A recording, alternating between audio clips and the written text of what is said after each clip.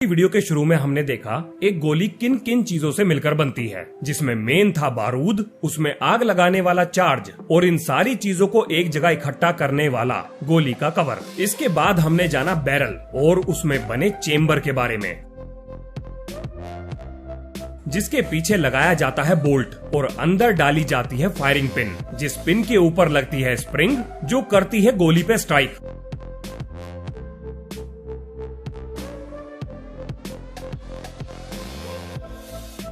और ये स्ट्राइक करने का काम करता है सीयर और उसके नीचे लगा हुआ ट्रिगर।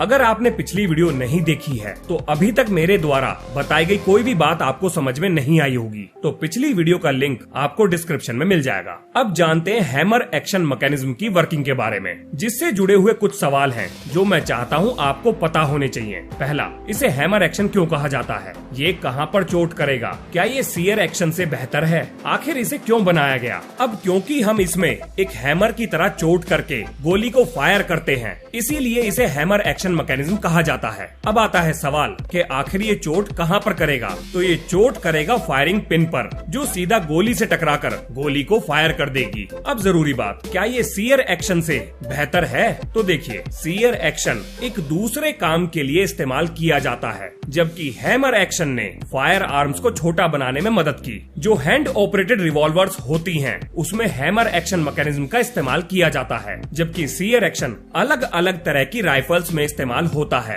अब हैमर एक्शन मैकेनिज्म को बनाने के लिए हमें चाहिए एक हैमर और उसको लगाने के लिए एक पिवट। एक बार हैमर को पिवट करने के बाद जब वो स्ट्राइकिंग पिन पर स्ट्राइक करेगा तो गोली फायर हो जाएगी, लेकिन ये काम हम हाथ से तो करेंगे नहीं। तो अब हमें बनाना है एक फायरिंग का जुगाड़। तो इसके लिए हम इस्तेमाल करेंगे उस स्प्रिंग का जो फायरिंग पिन में लगी हुई थी। उसे हम वहाँ से निकाल कर हैमर को गाइड करने वाले सिस्टम में लगा देंगे।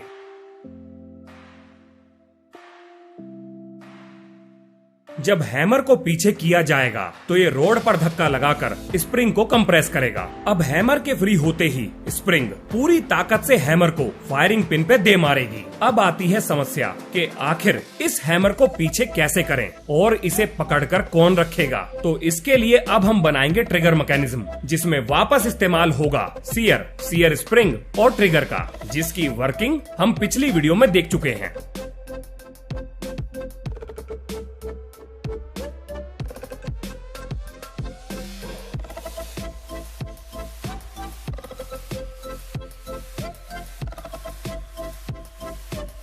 अब जैसे ही हैमर पीछे होगा तो सीयर में बना हुआ नॉच हैमर को अपने साथ अटका लेगा, यानी अब हमारे पास तैयार हो चुका है हैमर को अटकाने का जुगाड़। अब जैसे ही ट्रिगर खींचा जाएगा तो हैमर सीयर के नॉच से फ्री होकर स्प्रिंग से ताकत गेन करते हुए सीधा फायरिंग पिन पे जा टकराएगा। लेकिन ये हैमर पीछे जाएगा कैसे? तो इस समस्या को दूर करेगा बोल्ट, जिसकी वजह से हैमर सीयर के साथ अटक जाएगा।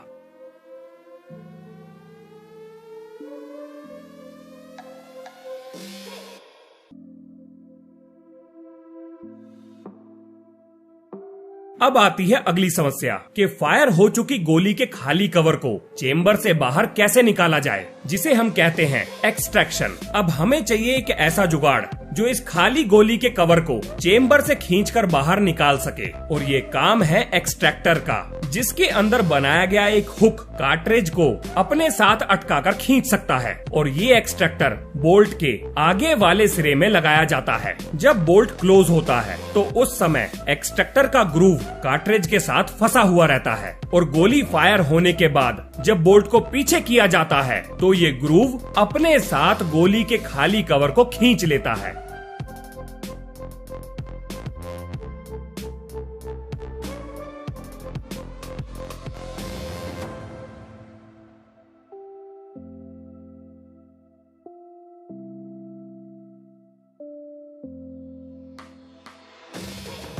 अब इसने गोली को तो खींच लिया, लेकिन इसे बंदूक से बाहर कैसे फेंकें? यानी अगली समस्या है इजेक्शन। अगर हम गोली के उस सिरे पर ताकत लगाएं जो इजेक्टर के साथ फंसा हुआ नहीं है, तो इस खाली कार्ट्रिज से छुटकारा पाया जा सकता है। यानी अब हमें एक ऐसा जुगाड़ बनाना है जो इस गोली को अपोजिट दिशा से धक्का दे सके। अब इस इजेक्टर को फिट करने के लिए बोल्ट के एक सिरे पर एक छोटा सा कट लगाना पड़ेगा, ताकि वो कटा हुआ सिरा इजेक्टर के ऊपर आसानी से स्लाइड कर सके। और अब हम लगाएंगे एक इजेक्टर को, जो कि रिसीवर के अंदर फिट किया जाएगा, जो कि ज्यादा कॉम्प्लेक्स नहीं है। इसमें एक छोटे से लीवर और स्प्रिंग का इस्तेमाल किया गया है। अब इसके एक सिरे को तो हम करेंगे पिवट और दूसरे सिरे पर लगाएंगे स्प्रिंग, जो इसे बाहर की तरफ धक्का देगी। जब बोल्ट आगे बढ़ेगा तो उसमें कटे हुए हिस्से की वजह से इजेक्टर स्लाइड होता हुआ अपने ग्रूव में चला जाएगा और बोल्ट पे लगा हुआ एक्सट्रैक्टर फायर होने के बाद जब गोली के खाली कवर को खींच कर लाएगा, तब इजेक्टर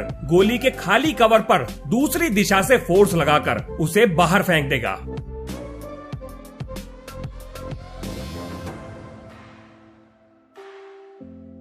लगभग सारी चीज बनकर तैयार हैं, लेकिन एक समस्या अभी भी है। आखिर बार बार एक एक गोली करके बंदूक में कैसे डालें? क्योंकि हाथ से बार बार गोली डालने की वजह से बहुत सारा जरूरी समय इसी काम में नष्ट हो जाएगा। यानी अब हमें एक ऐसा जुगाड़ चाहिए जो हमारे लिए बार बार गोली को रिलोड कर सके, जिसे कहा जाता है फीडिंग मैकेनिज्म। अब फीडिंग के बहुत सारे तरीके हैं, जिसमें पहला है कार्ट्रिज क्लिप को इंसर्ट करना, या फिर LMG में एमुनिशन बेल्ट का इस्तेमाल करना, या मैगजीन की मदद से भी फीडिंग की जा सकती है।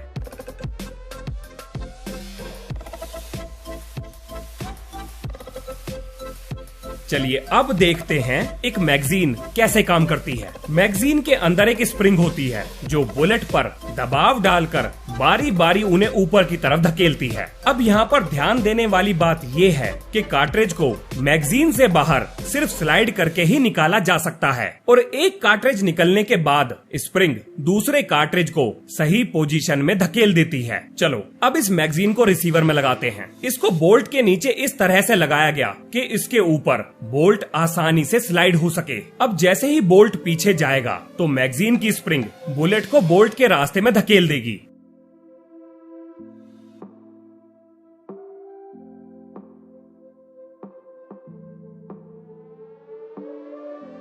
और आगे आता हुआ बोल्ट इस गोली को चेम्बर की तरफ ले जाएगा और फायर होने के बाद खाली कार्ट्रिज का कवर बोल्ट के पीछे आने के साथ रिसीवर से बाहर निकल जाएगा।